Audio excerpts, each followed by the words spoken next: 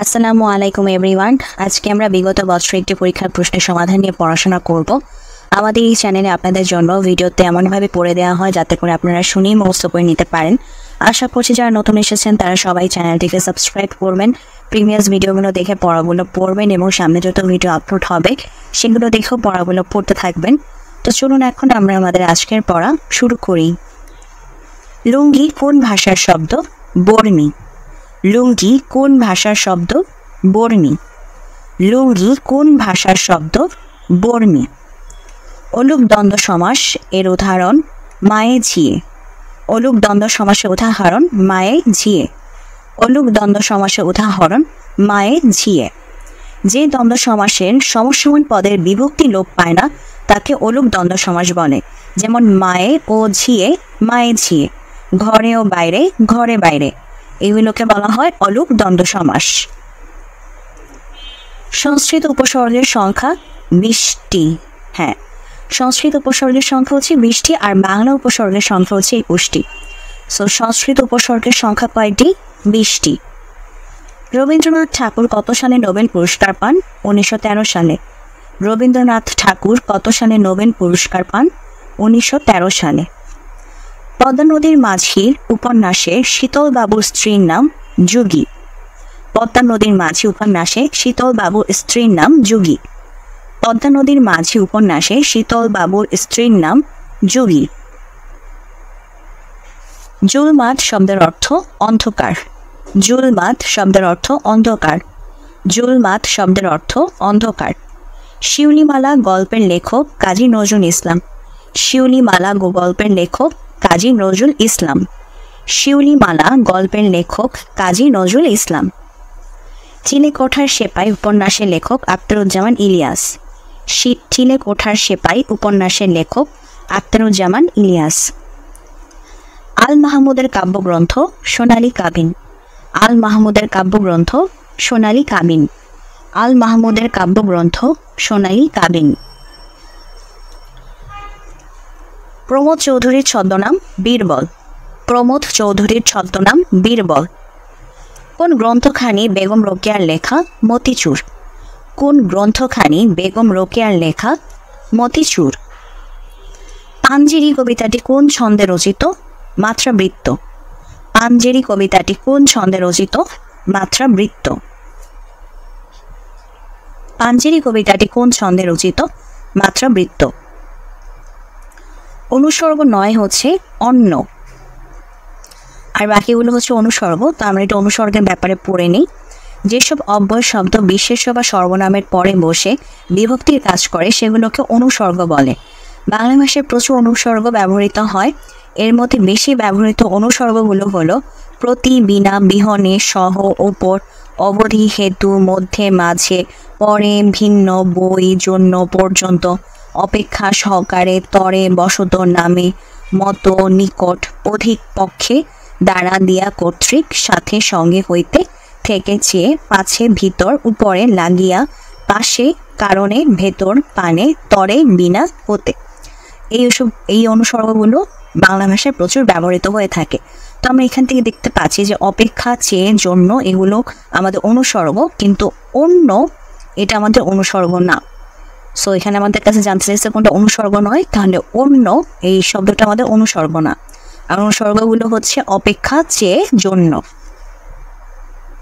জ্যোৎস্না ও জননীর গল্প কার লেখা? হুমায়ুন আহমেদ। জ্যোৎস্না ও জননীর গল্প কার লেখা? হুমায়ুন আহমেদ। বিভূতিভূষণ বন্দ্যোপাধ্যায়ের উপন্যাস কোনটি? আরণ্যক। বিভূতিভূষণ বন্দ্যোপাধ্যায় রচিত উপন্যাস আরণ্যক। বিভূতিভূষণ বন্দ্যোপাধ্যায় রচিত উপন্যাস আরণ্যক। নীল দর্পণ নাটকের নাট্যকার দীনবন্ধু মিত্র। নীল দর্পণ নাটকের নাট্যকার দীনবন্ধু মিত্র। নীল দর্পণ নাটকের নাট্যকার দীনবন্ধু মিত্র। কোন বানানটি সঠিক? সরস্বতী। দন্তস্ব ব যুক্তাক্ষর বয় শূন্য র। দন্তস্ব ব যুক্তাক্ষর ত দীর্ঘ ইকার সরস্বতী। দন্তস্ব ব যুক্তাক্ষর বয় শূন্য র। দন্তস্ব ব যুক্তাক্ষর ত দীর্ঘ ইকার সরস্বতী। দন্তস্ব ব যুক্তাক্ষর তারপরে হচ্ছে বয় শূন্য র। দন্তস্ব ব যুক্তাক্ষর তয় দীর্ঘ ইকার সরস্বতী। এটা হচ্ছে সঠিক বানান। সে লাপাত্তা, এখানে লা উপসর্গটি কোন ভাষার? আরবি ভাষার। লা উপসর্গটি কোন ভাষার? আরবি ভাষার। লা উপসর্গটি কোন ভাষার? আরবি ভাষার।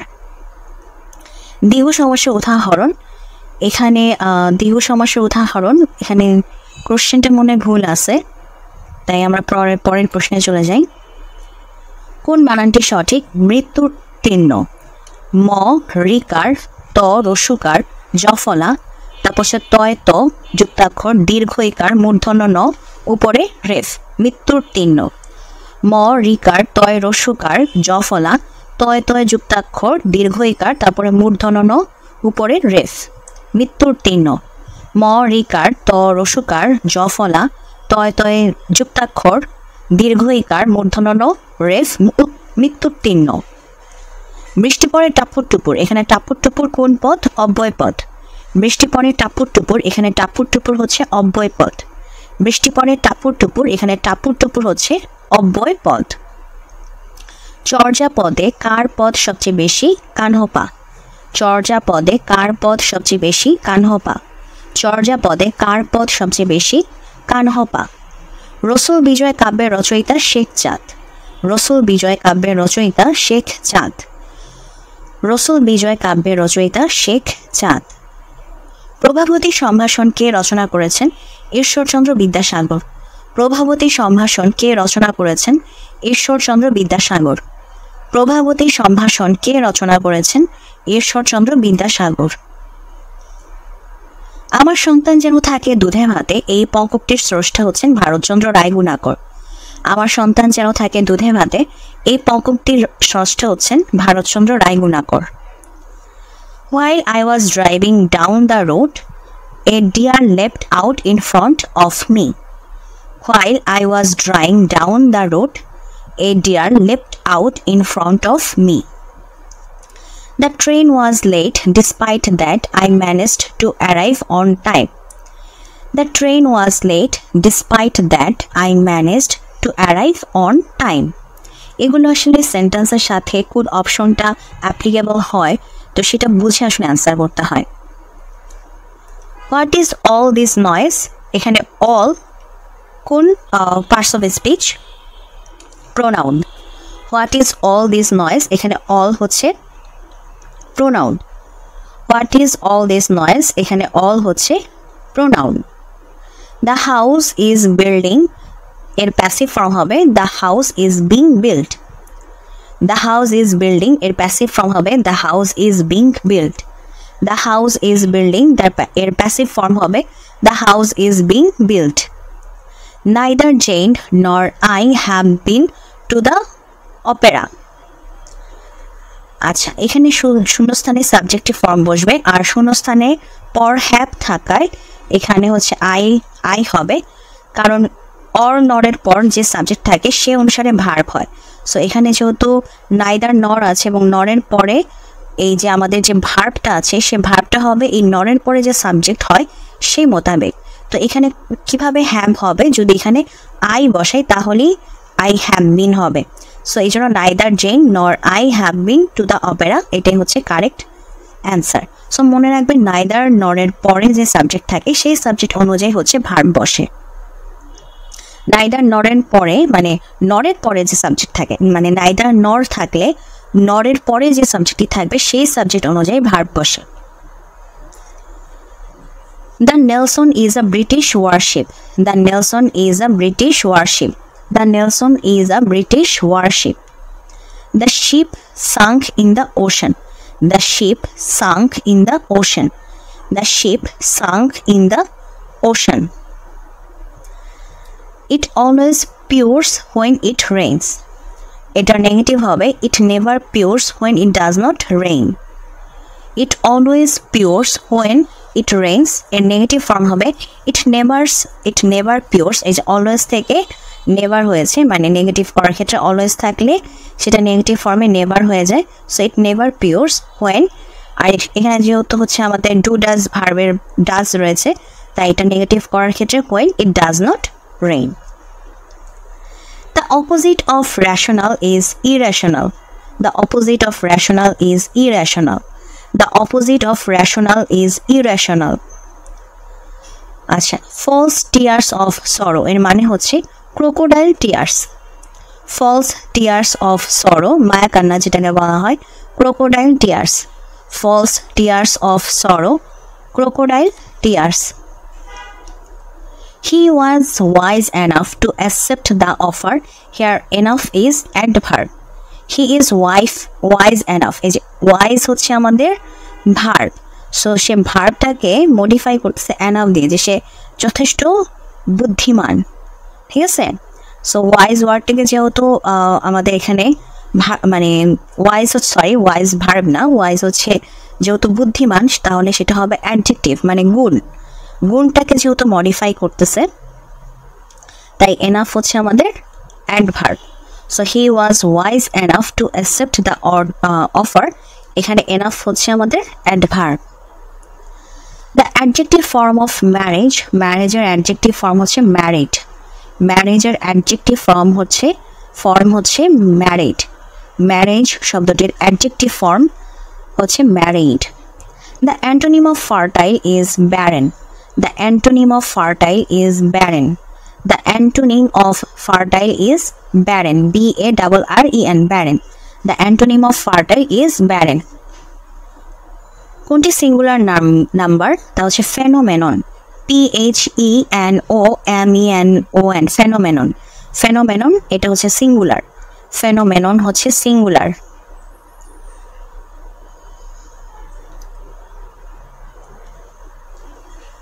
I caught him by the ear. I caught him by the ear.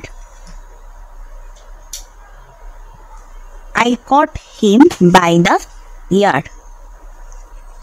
I need some books, don't I? A tag question. I need some books, don't I? If I have written the address down, আচ্ছা এটা answer এখানে দেখি কি বলছে।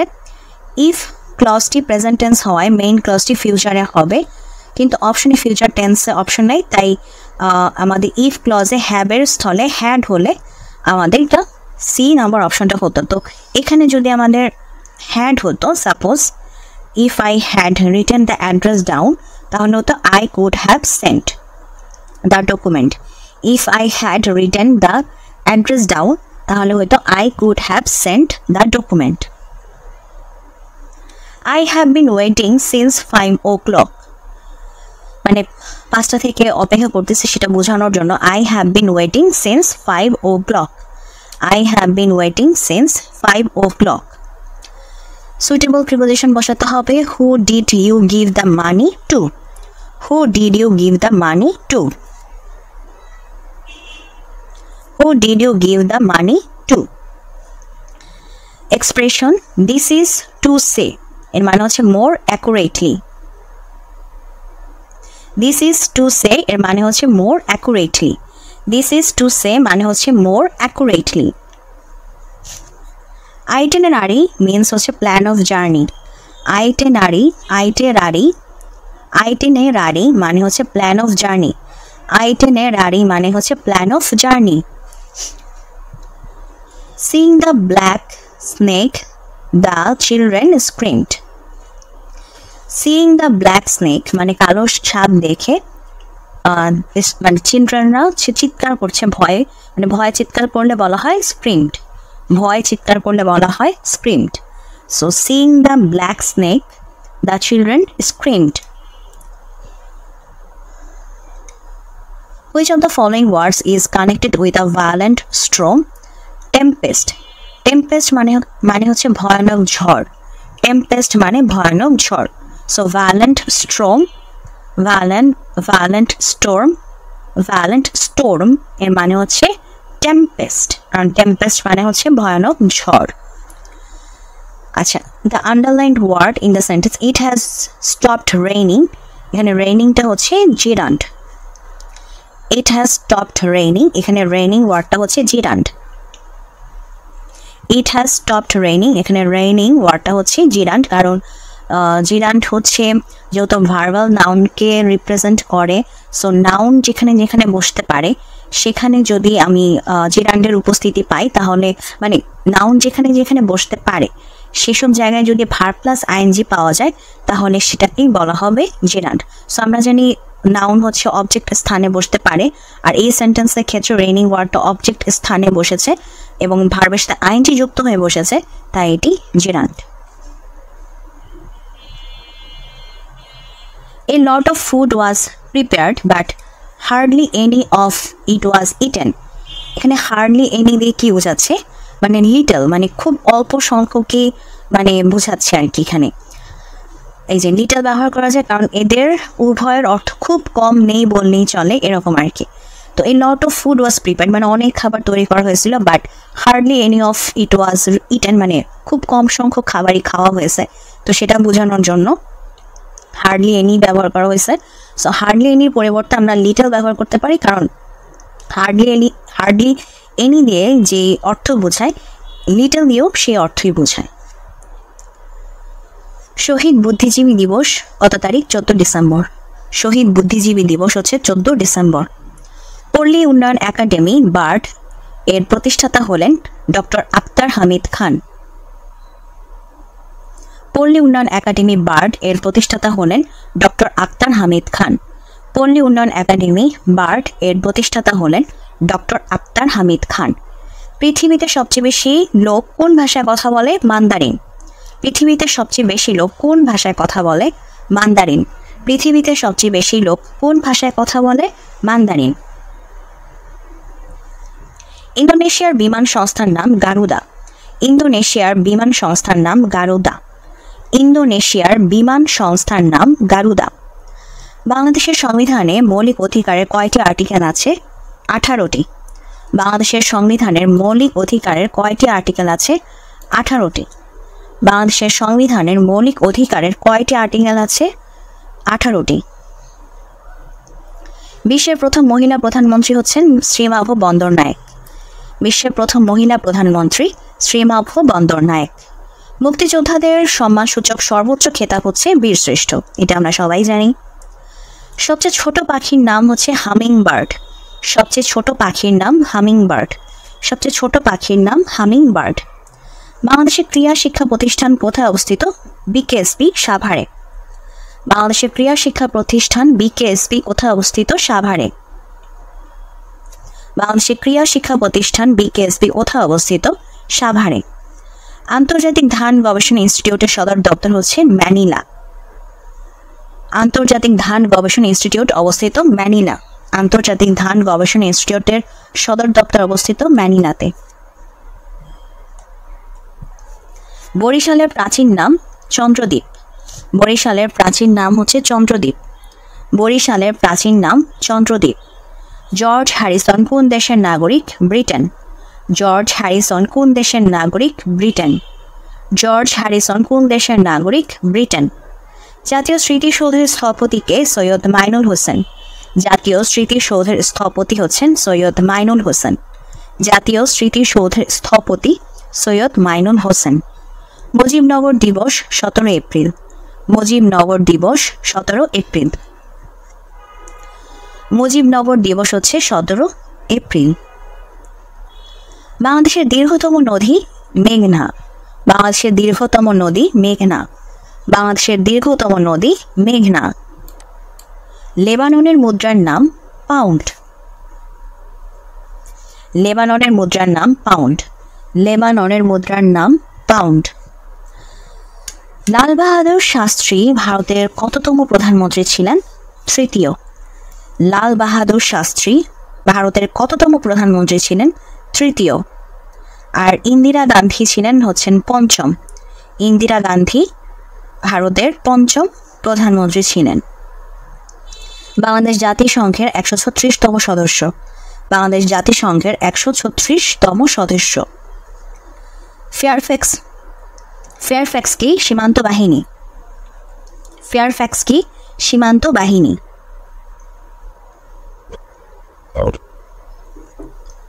ভলগা নদী কোন দেশে অবস্থিত? রাশিয়া। ভলগা নদী কোন দেশে অবস্থিত? রাশিয়া। ভলগা নদী কোন দেশে অবস্থিত? রাশিয়া। ফ্রান্সের আইনসভার নাম পার্লামেন্ট। ফ্রান্সের আইনসভার নাম পার্লামেন্ট। ফ্রান্সের আইনসভার নাম হচ্ছে পার্লামেন্ট। স্ট্যাচু অব লিবার্টি কোন দেশে অবস্থিত? যুক্তরাষ্ট্র। স্ট্যাচু অব লিবার্টি কোন দেশে অবস্থিত? যুক্তরাষ্ট্র। মনপুরা দ্বীপ কোথায় অবস্থিত? ভোলা। মনপুরা দ্বীপ কোথায় অবস্থিত? ভোলা। মনপুরা দ্বীপ কোথায় অবস্থিত? ভোলা। অস্ট্রিয়ার রাজধানীর নাম ভিয়েনা।